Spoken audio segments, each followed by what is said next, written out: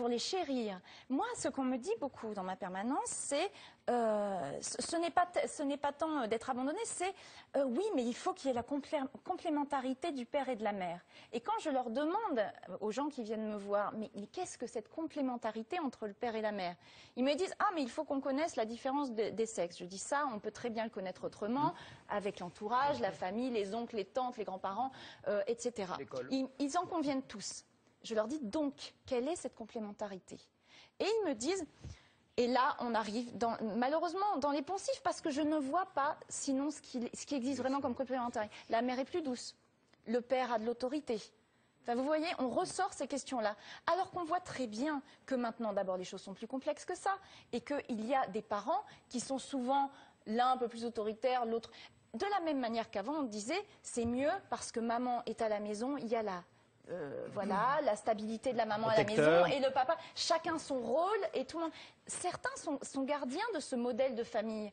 Je l'entends, simplement je suis convaincue que ce n'est pas un modèle adapté à la société d'aujourd'hui et qui rend forcément d'ailleurs les enfants heureux. Vous avez envie de réagir, et Bruno Gollnisch et Pierre-Hervé Grosjean, mais Najat Vallaud-Belkacem prend la parole en répondant juste à une question. Est-ce que vous nous confirmez, comme l'a indiqué Christiane Taubira, que les termes de père et mère ne disparaîtront pas du Code civil ?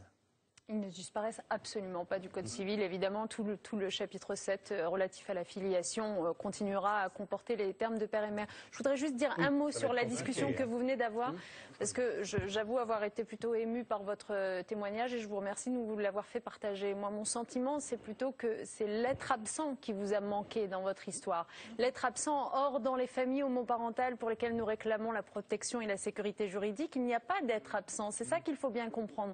Et de fait, puisque toute la question sous-jacente dans notre discussion, c'est est-ce que des enfants élevés par des familles homoparentales, des couples homoparentaux, peuvent s'épanouir autant que des enfants dans des familles hétéroparentales. Oui. Je vais vous répondre. Oui, c'est bien ça la question sous-jacente, n'est-ce pas?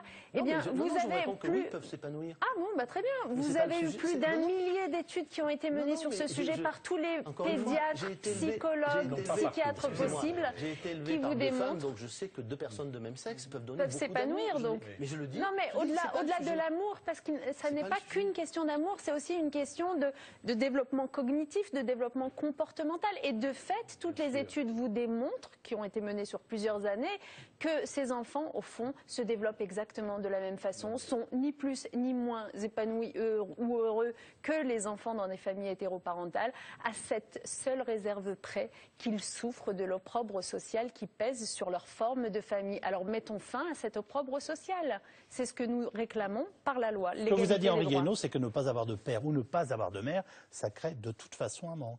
Ça crée des souffrances. Non, c'est l'absence d'un être. Que me dites-vous, pardonnez-moi?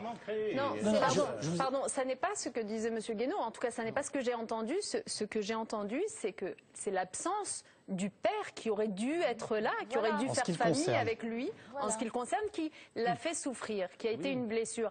Mais dans le cas des familles homoparentales dont nous parlons, de fait, il n'y a pas un être qui manque, il n'y a pas un être absent. Les deux êtres sont bel et bien là. Ils font famille, d'ores et déjà avec l'enfant. Ils veulent juste être reconnus par la loi. Et c'est dans l'intérêt de l'enfant, bien évidemment. Pierre-Hervé Grosjean. Et on revient à la PMA et à la gestation pour autrui. C'est important que la parole circule. Moi, je trouve vraiment étonnant, un peu inouï, qu'on soit en train de débattre pour savoir si vraiment un papa, c'est complémentaire d'une maman.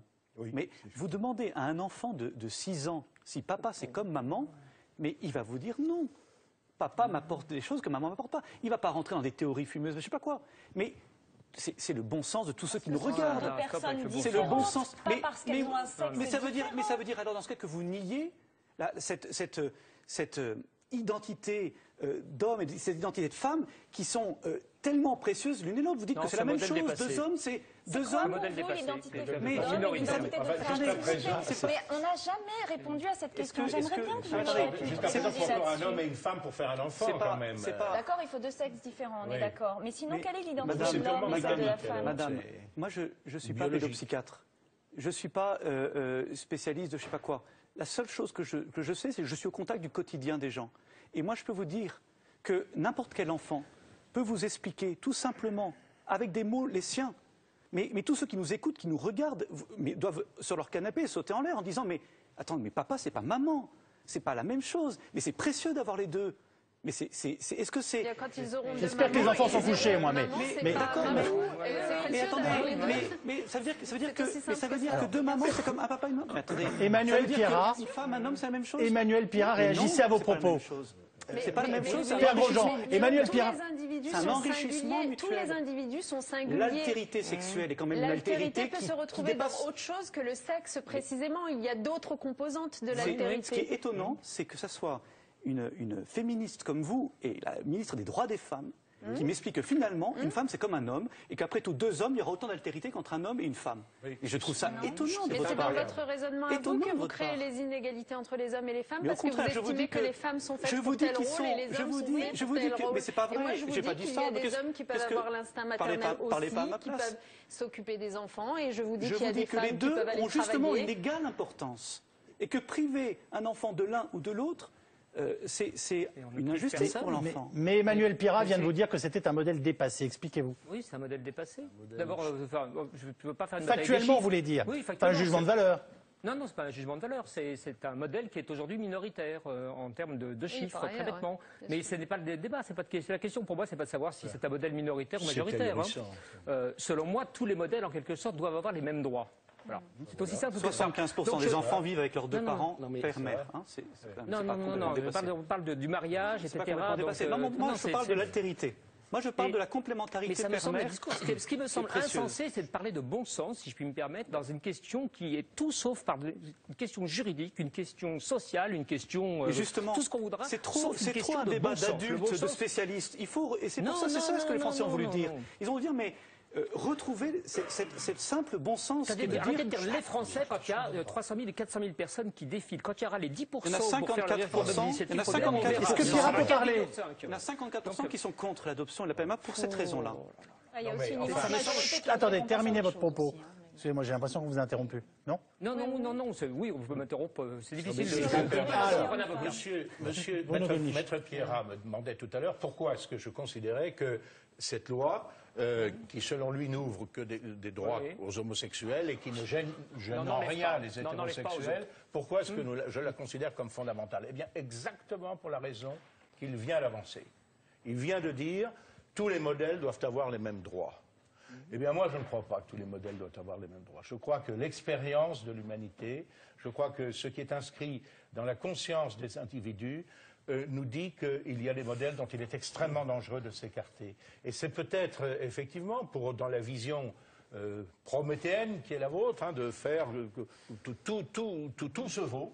Non, moi, je crois que tout ne se vaut pas. Et les Français, instinctivement, ont senti que tout ne se valait pas. Et en particulier, jusqu'à preuve du contraire, quand même, mon cher maître, un enfant, il est fait par un homme et par une femme. Donc, avec le projet de loi que vous allez soit nier l'un des partenaires dans cette affaire, ou le considérer comme purement accidentel, ou purement mécanique, ou purement biologique, ou purement marchand, j'y reviens. Et c'est ça qui est extrêmement grave. Il y a une subversion complète du principe de la famille. Qu'est-ce que c'est? Qu'est-ce que c'est que le mariage? C'est pas seulement l'accord entre deux individus. C'est une institution qui est destinée à la transmission de la vie, et qui est fondée sur l'amour d'un homme et d'une femme, qui est destinée à la transmission de la vie, à l'accueil des enfants, à leur éducation. Bien sûr, il y a des ratés, bien sûr, il y a des accros, bien sûr, il y a des familles qui souffrent, bien sûr, il y a des familles éclatées, etc. Mais est-ce que c'est une raison en quelque sorte, pour institutionnaliser cela, pour créer de nouveaux enfants? C'est une raison suffisante pour prendre en compte, oui, les lacunes de la loi actuelle. Mais vous ne vous contentez pas de prendre en compte. Non, attendez.